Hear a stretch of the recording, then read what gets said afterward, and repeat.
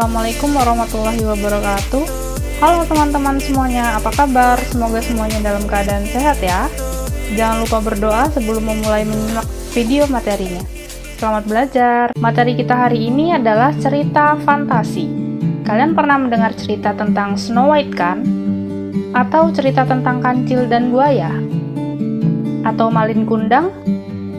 Ya, itu adalah beberapa contoh cerita fantasi yang populer di kalangan kita. Lalu apa sih sebenarnya cerita fantasi itu? Berikut adalah pengertian dari cerita fantasi. Cerita fantasi adalah cerita fiktif yang lahir dari imajinasi atau khayalan penulis yang ditambahkan dengan unsur magis atau supranatural. Contohnya adalah pada cerita Malin Kundang, ada seorang ibu yang mengutuk anaknya menjadi sebuah batu karena telah durhaka kepada beliau.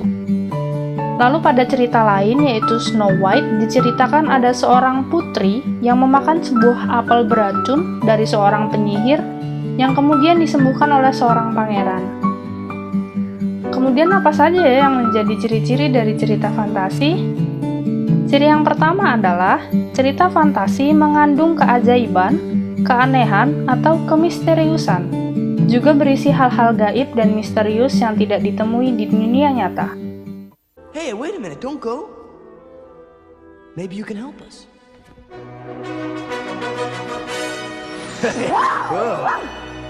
You see, we're trying to find this lamp. I think he knows where it is. Yang kedua, cerita fantasi adalah cerita fiksi yang bergenre fantasi atau dunia imajinatif ciptaan penulis. Pada cerita fantasi, hal yang tidak mungkin dapat terjadi bisa terjadi di dunia cerita. Just a handful of this stuff would make me richer than the Sultan. Ciri yang ketiga adalah tokoh dan latar yang terdapat di dalam cerita adalah murni ciptaan penulis dan tidak ada di dunia nyata. Yang berikutnya, cerita fantasi memiliki tema magic atau keajaiban, seperti sihir, supranatural, atau futuristik. Ciri-ciri yang kelima, ide ceritanya terbuka mengikuti khayalan si penulis.